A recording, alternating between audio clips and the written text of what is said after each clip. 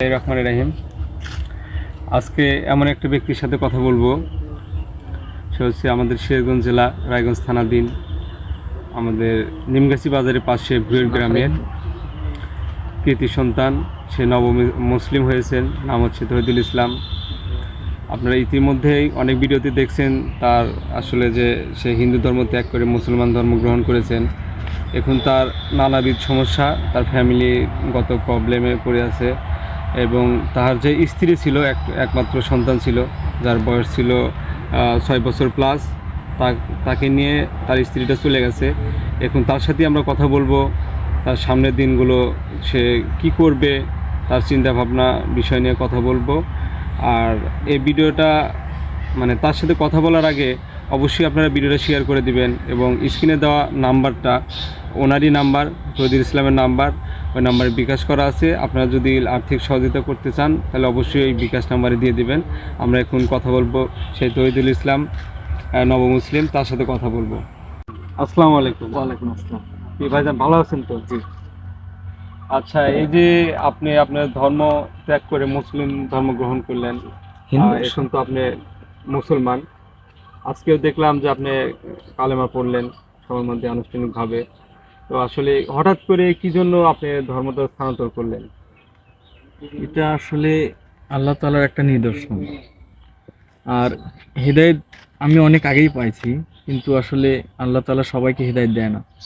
এটা আল্লাহ তাআলার একটা ইচ্ছা। তাই আমি বলবো যে আল্লাহ তাআলা যে আমাকে হেদায়েত দিছে, আলহামদুলিল্লাহ আমি অনেক খুশি। আলহামদুলিল্লাহ। আর ইসলাম ধর্ম একটা শান্তির ধর্ম, ঠিক আছে? এই ধর্ম অনেকেও বুঝতে পারে না। আমাদের হিন্দু ধর্মে অনেক অনেক আমাকে নিয়ে মন্তব্য হচ্ছে যে আসলে তুমি ইসলাম ধর্মে গেলা। আমি ওটা কিছু মনে করি না, এটা হইতেই পারে, একটু সমস্যা হইতেই পারে, ওটা কোনো সমস্যা না। আর আমার ফ্যামিলি বলতে, আমার ফ্যামিলিকে আমি দাওয়াত দিছিলাম, তারা আমার কথা শুনে নাই। আমার ওয়াইফিকে দাওয়াত দিছিলাম অনেক আগেই, 2 বছর আগে। সে আমার সাথে কথা দিয়ে কথা রাখে নাই। সে আমাকে বলছিল যে ইসলাম ধর্মে সে আসবে, কিন্তু আমার সাথে সে ইসলাম ধর্ম গ্রহণ করে নাই। যাই হোক, কালকে আমার ওই টপিকটা পরে যায়। ভালো আছেন? হুম। আচ্ছা, কথা হলো যে এই যে আপনি আপনার ধর্মটা ত্যাগ করে মুসলিম ধর্ম গ্রহণ করলেন, এখানে কোনো মুসলিম আপনার বন্ধু বান্ধব বা প্রভাবশালী কোনো মুসলিম ব্যক্তি আপনাকে জোর করছে কিনা? জি না, জি না, আমাকে জোর করে। কেউ চাপ দেয় নাই, কেউ জোর করে না, আমি নিজ ইচ্ছাই। আসলে সত্য মিথ্যা একটা জিনিস আছে, সেটা শান্তি। ইসলাম ধর্ম আসলে শান্তি। এখানে অনেক কিছু বোঝার আছে। ইসলাম ধর্মের মতো শান্তি কোনো ধর্ম নাই। এটা আসলে হয়তো এখন কেউ বুঝতে পারতেছে না, কিন্তু মৃত্যুর পর যে একটা আলাদা একটা জায়গা আছে, সেই জায়গায় সবাইকে যাইতে হবে। এটা সবাই আল্লাহকে আমি বলি যে আল্লাহ, আপনি আমাকে হেদায়েত দিছেন, আরো যত দুনিয়াতে যত মানুষ আছে তাদেরকে হেদায়েত দেন। আমি এটাই বলি। আচ্ছা, ঠিক আছে। আর একটা কথা হলো যে আপনি মুসলিম হওয়ার পর আপনার ফ্যামিলি, বাবা মার কি অবস্থা আপনারা আসলে, আর মূলত আপনার কয় ভাই বোন? আমার ভাই নাই, আমি এক বাপের একটাই ছেলে। আমার কোনো ভাই নেই। আমার বোন ছিল 3টা, তাদেরকে আলহামদুলিল্লাহ বিয়ে দেওয়া হয়েছে 3টাই। এখন আমি একাই, আমার কোনো ভাই নাই। আর আমার বাবা মা বলতে, তাদেরকে তো আমি কষ্ট দিব না। ইসলাম সেটা বলে নাই যে তুমি ইসলাম ধর্ম গ্রহণ করছো তাই তুমি বাপ মা, এটা আমি বাপ মাকে কখনো কষ্ট দিব না। আমি বাপ মায়ের পাশাপাশি আছি, কিন্তু তাদের থেকে বিচ্ছিন্ন, কারণ তারা এখনো হিন্দু ধর্মে আছে। আমি তাদের দাওয়াত করবো ইনশাল্লাহ। আপনার কি মনে হয় যে আপনার বাবা মা কি ইসলাম ধর্ম গ্রহণ করবে কিনা? সব আল্লাহর ইচ্ছা। আমি করছি, হয়তো এমনও একদিন আসতে পারে যে আমার বাবা মা আমার উচিলে আমার হাত ধরে ইসলামে আসতে পারে। আল্লাহ আকবার। যাই হোক, আমরা আসলে ইতিমধ্যে শুনতে পারছি যে আপনার স্ত্রী নাকি চলে গেছে। জি, একটা বাচ্চা ছিল, বাচ্চা নিয়ে চলে গেছে। জি। তো যাই হোক, সালিয়েশন বৈঠকে যে আপনার এই যে শুনলাম যে 1,65,000 কি 70? হ্যাঁ, 1,65,000 টাকা এটা দিতে হবে তাদেরকে। আচ্ছা, আপনি এই টাকাটা এখন কই পাবেন? আপনার কি গচ্ছিত কোনো টাকা আছে নাকি? জি না, আমার কোনো গচ্ছিত টাকা নাই। আসলে আমাদের নবীজি ছিলেন, সে ছিলেন ইতিম। এখন আমিও ইতিম, আমার কেউ নাই, আমার কোনো টাকা পয়সা নাই। আমাকে যদি কোনো ভাই, কোনো বোন যদি হেল্প করে, আমি তাদের জন্য মন থেকে দোয়া করব। আর এই টাকাটা আসলে আমার কোনো গচ্ছিত টাকাও নাই, কিচ্ছু নাই, আমি বর্তমানে ইতিম। আচ্ছা, এটা গেল। আর আপনার যে একটা মেয়ে আছে, জি, মেয়েটা নিয়ে ভবিষ্যৎ পরিকল্পনা কি আপনার? আমার মেয়েকে এখন তো আইন অনুযায়ী আমার মেয়ে 7 বছর। আমার মেয়েকে মানে যখন 12 বছর হবে তখন আপনার আইন অনুযায়ী মেয়েটা আমি এখানে নিয়ে আসার পরে তাকে মাদ্রাসায় ভর্তি করব। যাক, আপনার আসলে আল্লাহ যে হৃদায়তটা দিয়েছে আপনি ধরে রাখেন, এবং আসলে আগামী দিনের জন্য অনেক অনেক দোয়া করি, ভালো থাকেন, সুস্থ থাকেন।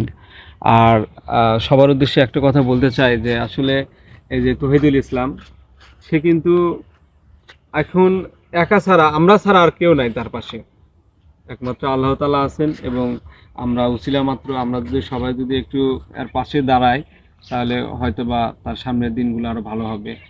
আর বিশেষ করে যেটা প্রয়োজন, মানে তার একটু আর্থিক সহযোগিতা প্রয়োজন। তার ওয়াইফ তাকে ছেড়ে চলে গেছে, সেই টাকাটা ওনাকে দিতে হবে। হয়তো তাকে 15 দিন বা 1 মাস টাইম দিছে, এই টাইমের মধ্যে দিতে হবে।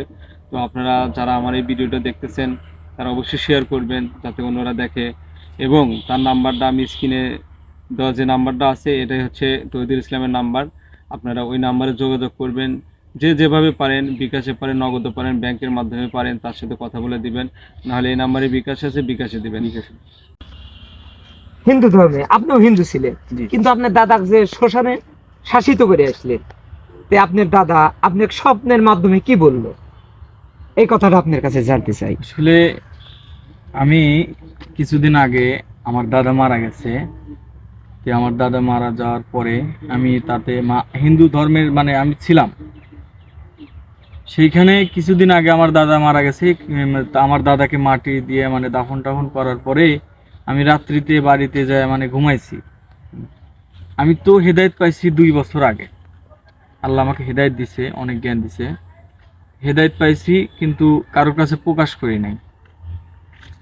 এই আমার দাদা মারা যাওয়ার পরে মানে ওই রাত্রিতে আমাকে স্বপ্ন দেখাইছে যে ভাই, তুই আমার নাতি, তোর মনের খবর আমি জানি, ঠিক আছে?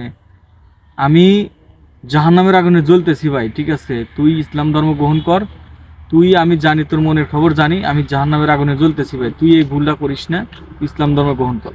তারপরে আমি আমার ওয়াইফকে বললাম যে আসলে দেখো, অনেক দেরি করে ফেলছি, তুমি আমার একটা মেয়ে আছে, এই কারণে তোমাকে সময় দিতে দিতে অনেক দেরি করে ফেলছি, আমার আর সম্ভব না, তুমি ইসলাম ধর্ম করবা কিনা? সে বলে না, আমি ইসলামে যাবো না। বললাম আচ্ছা, সমস্যা নাই। প্রথমে আপনাকে কি আপনার স্ত্রী কথা দিছিল যে জি, আমাকে 6 মাস আগে কথা দিছিল যে আহ, সে আমার সাথে ইসলামে আসবে, কিন্তু সে আমার সাথে মানে বেইমানি করছে, নাফরমানি করছে। আল্লাহ তাকে হেদায়েত দিক। হেদায়েতের দোয়া করেন। হ্যাঁ, আল্লাহ তাকে হেদায়েত দিক। তাহলে আপনার দাদা, আপনার এখন যে চাচাতো ভাই গোষ্ঠীর থেকে যে আপনার যে লোকজন আছে, আপনার উপর কি অবস্থা? না, আমাকে তো আক্রোশ মানে হ্যাঁ, আক্রোশ। আমাকে তো সমাজ থেকে আসলে মানে কোন হিন্দু ধর্মে তো আসলে এটা মাইনে নিব না, ঠিক আছে? সমাজ থেকে বের করে দিছে। না, আমাকে অনেক ভাই অনেক কথা বলে। ইনশাল্লাহ আমি কাউকে দেখে ভয় করি না। এক আল্লাহ ছাড়া, আল্লাহর ইবাদত করা ছাড়া কেউ নাই এই পৃথিবীতে। আল্লাহর ভয় করেন, আল্লাহর কোরআন মানেন, নামাজ রাসূল। পড়েন, রাসূলকে মানেন। এটাই আমি বলতে চাই। ইসলাম ধর্ম সত্য ধর্ম, এই ধর্মের উপর কোনো ধর্ম নেই, ঠিক আছে? এটা আপনারা বিশ্বাস করেন। তাহলে আর- আপনি যে বলতেছেন ইনশাআল্লাহ, এটা দিলের কথা তো, ইনশাআল্লাহ। দেখ, আমার জন্য সবাই দোয়া করবেন। হ্যাঁ, আর আমার নাম্বারটা বিকাশ নাম্বার 01996844391। নাম্বারটা আমি আবার বলছি, 019 আবার 96844391। এটাই আমার বিকাশ নাম্বার। আপনারা আমার জন্য দোয়া করবেন, আর সবাই একটু আমার জন্য হেল্প করেন। আমি আসলে ভাই, আমার কেউ নাই ভাই, আমি তিন ভাই, ঠিক আছে? আপনারা আমার জন্য একটু হেল্প করেন। আসসালামু আলাইকুম। আসসালামু আলাইকুম রহমতুল্লাহ। আসলে ছেলেটা ইতিম, অসহায়। আর আল্লাহ তাআলা আল্লাহ তাআলা ইতিমের মাথায় কোনো বান্দা যদি হাত রাখে, আল্লাহ তাআলা তার মাথার উপর হাত রাখে। এটা আল্লাহ বলছে, আমি বলি রে। আর আল্লাহ তাআলা ইতিমকে, আল্লাহ রাসূল ইতিমকে পছন্দ করছে, আমার আল্লাহ পছন্দ করে, মানুষ জাতি ইতিমকে পছন্দ করে, আমরাও পছন্দ করি। সেই ইতিম, হ্যাঁ, নব মুসলিম, তার জন্য আমরা দোয়া করতেছি, সে জানি সামনের দিনে এগিয়ে যেতে পারে। রাসূলের সুন্নত তরিকা অনুযায়ী চলতে পারে, আমরাও চলবো ইনশাল্লাহ, ওকেও পথ দেখাবো। আর এর জন্য দোয়া করবেন, পাশে একে পরিপূর্ণ একে সাহায্য করবেন, যে যে অবস্থায় পারেন, যতটুক পারেন পরিপূর্ণ তা সাহায্য করবেন। আপনাদের কাছে আশাবাদী।